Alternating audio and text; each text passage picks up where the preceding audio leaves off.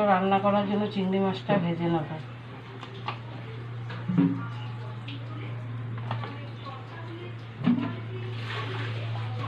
তেলটা গরম হয়ে গেছে, চিংড়ি মাছটা দিয়ে দেবো।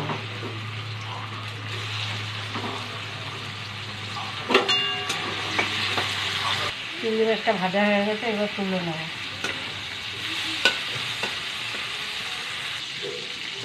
আমি তেলে একটু তেল দিয়ে নিয়েছি, এবার শুকনো লঙ্কা আর গোটা জিরা ফোড়ন দেবো।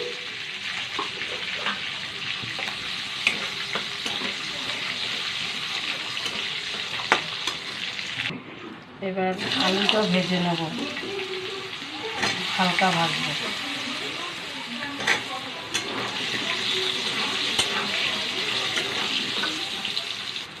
এবার আলুটা ভাজা হয়ে গেছে, 1 চামচ জিরের গুঁড়ো দেব,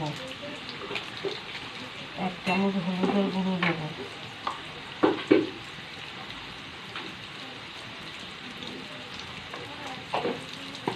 পরিমাণ মতন নুন দিয়ে দেবো। কাঁচা লঙ্কা আর আদা বাটাটা দিয়ে দেবো।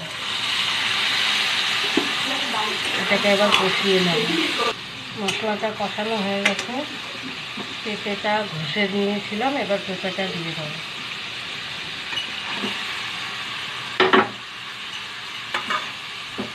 এবার এটাকে ঢাকা দিয়ে দেবো।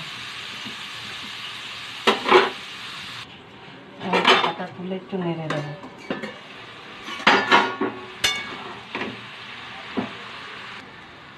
এবার চিংড়ি মাছটা দিয়ে দেবো। 1 চামচের মতন চিনি দিয়ে দেবো।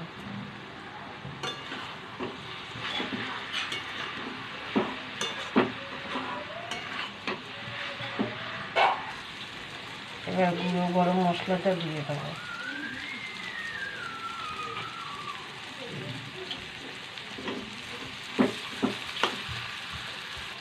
এক চামচের মতন ঘিও দিয়ে দেবো। হয়ে গেছে, এবার নামিয়ে নিচ্ছি।